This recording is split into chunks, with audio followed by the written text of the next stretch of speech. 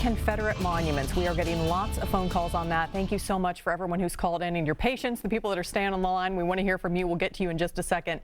Our guest tonight, State Representative Lamar from Memphis, has been guiding us through this as well. Let's go back to the phones. Kate, thank you so much for staying on the line. You are live on Open Line. Hi. I just wanted to say thank you to Representative Lamar for having this discussion and all of the previous callers. I think that the fact that we are having this discussion is exactly what monuments are about. And we have this moment to say, what does this represent? If this is in a park and my child asks, what's that man on a horse? We don't want it to start with, well, he was the leader of the war that America lost the war that the traitors lost. And that's the end game. I looked into Nathan Bedford Forrest. He did do some good things after he had, unfortunately established the KKK. He later denounced them and did do some work for civil rights. That's totally great to see in a museum, but people who are saying that we should just get rid of all monuments, we should wipe history clean. Well, that's absurd. We should make progress in our history and look at the recent past and see what is worth taking forward with us and what belongs in a museum, because that's why we have museums. But in our public parks, we shouldn't be having conversations with our neighbors and kids that start with, this man led the fight of America, and especially to say against protesters, how you should protest peacefully. Martin Luther King Jr. he's the idol of peaceful protests, and he was assassinated. And, it's kind of strange that the people who seem to be upset about protesters breaking things are the ones that almost seem to be supporting keeping the Confederate monuments that are nothing but a violent protest that divided the country. But I just really appreciate your time, and I think discussion is the great, thing that can bring us together. Thank you so much for your call. We appreciate it. Well, there have been lots of discussions on this lately. Like we said, we've been covering it so much in the news. You've been having discussions on Capitol Hill with your colleagues, and I guess that's an important first step. Absolutely. And I just want to comment on that call. Like what she said was exactly correct. One point that she did mention that I want to talk about is the fact that Nathan Bedford Forrest, in fact, led a violent protest. He was protesting the Union through violence, of course, that the South didn't want to concede. And so he was violently protesting the United States. And so it's interesting, like she said, these same individuals who are not, supporting the fact that we are peacefully protesting are the same people who want to keep Nathan Bedford Forrest up, who did the exact same thing that they're complaining about. And so I just find the hypocrisy interesting. But again, let's emphasize, we are not trying to erase your history. We just think your history should be told in a museum where the full context can be explained, but it doesn't need to be the symbol of what we are supposed to see as we walk into the House chamber. I mean, I just don't understand why we need symbolisms of racism in the people's house. And it isn't just, it's everybody's house, all colors, all races, all genders, all socioeconomic backgrounds. And so I think that it's important for us to reserve our statues and our state days for those who made a positive impact on Tennessee's history and those figures who are welcoming to everyone. And that can be, more people of color, more individuals who've done great things to push Tennessee's economy forward. This year, we're celebrating the 100th anniversary of the women's suffrage movement, and Tennessee being the 36th state to ratify that. So let's put, a figure of a woman who was involved in that, Ida B. Wells, who told the stories of lynchings. So there are a number of people we can place into the Capitol who contributing to Tennessee's history in a positive way versus Nathan Bedford Forrest, who was a treasonous, a mass murderer, and also sold slaves. Go to another caller here. Marcus, you are live on Open Line. Thank you so much for waiting. Hello? Yeah, Marcus, Yes, you're live. Good Go evening. ahead. Yeah. Oh, yeah, I'm sorry. Good evening, and Most Honorable State Representative Lamar has one of my favorite representatives since I saw her on the last show she was on with Ben, I think. I put her up there with Florida Representative Val Demings. I think both of these, she's got that same passion for civil rights and equal rights for everybody. But what I basically want to say is that I know personally, I work for Apple, but I work remotely.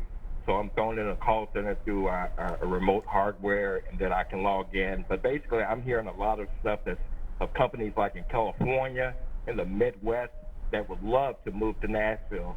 Everything looks all right for the most part. The educational level is not where it should be, but there is hope for the future. Basically, they see when we have a petty Republican legislation who refuses to take a petty bronze buff and just remove it. It shows us not just the country, but the world watches everything now that happens. There are people in remote parts of Africa have no phone or anything, but they got George Floyd written on the sand on the ground with a stick. Everything is looked at, and we look like a really petty state, and we don't have a governor with any moral guts to just say, I'm going to write an executive order, I want that thing out of here. And that's why the Kentucky governor is so much highly rated, our next door neighbors, than our Governor Lee is. Somebody's going to have to take a moral stand and say enough is enough, and it's got to go. And thank you for your service, Representative, also. Thank you. Thank you for your call, Mark. It's an interesting angle, the possible economic impact of this. We haven't really talked about that. Absolutely. He is exactly right. If I'm not mistaken, California elected officials can't spend state money here in Tennessee because of some of our laws regarding LGBTQ families and things like that. So a lot of our regressive policies have had an impact on tourism and us being able to gain conferences and other opportunities to generate revenue in the state because of some of our discriminatory policies and the fact that this is not seen from a countrywide point of view as a welcoming state.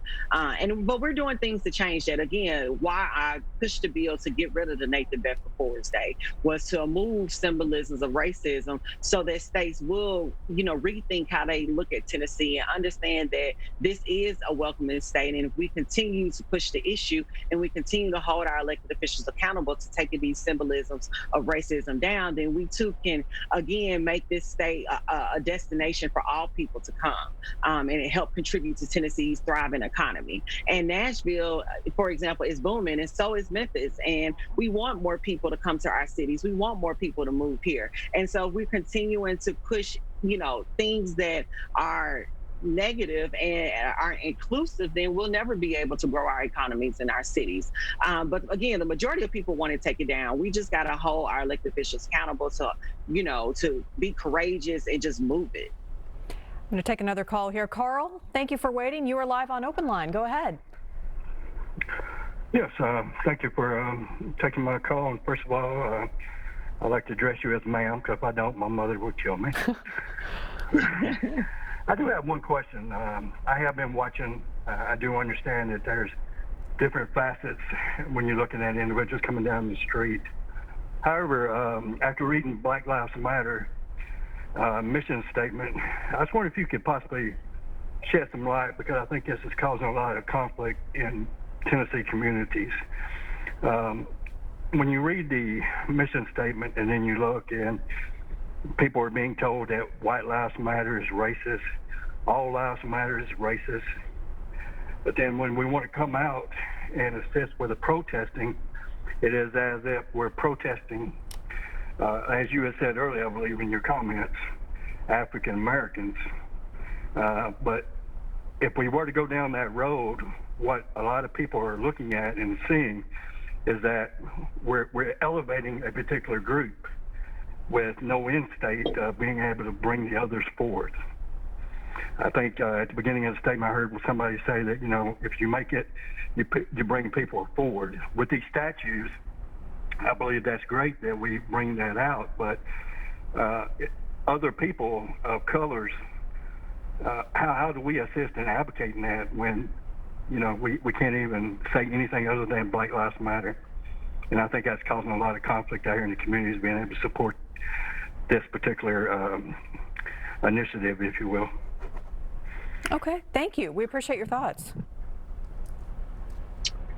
Awesome. So I wanted to first thank you for your comments, and I thank you for at least trying to figure out how to be an ally without feeling like you're taken away from yourself. And I understand that's a concern for a lot of people.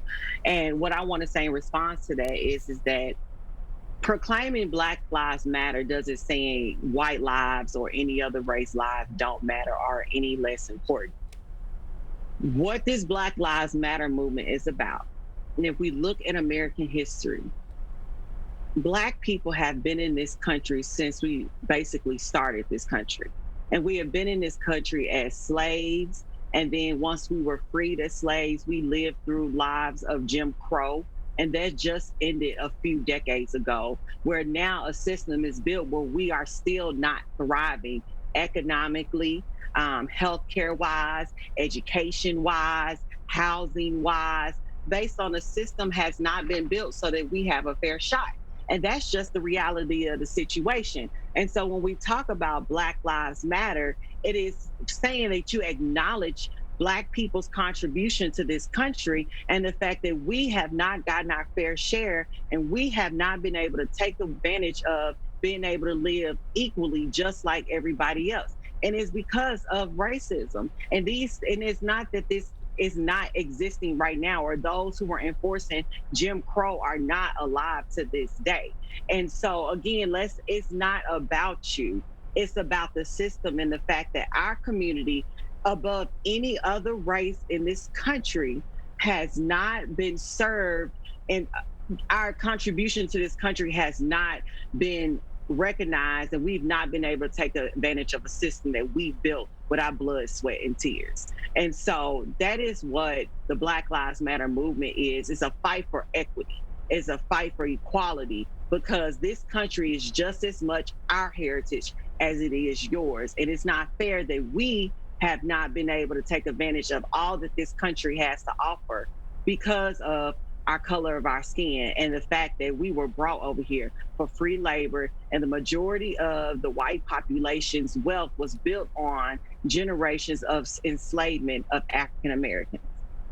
We're going to take another quick break. We'll have much more Open Line in just a minute. Stay with us.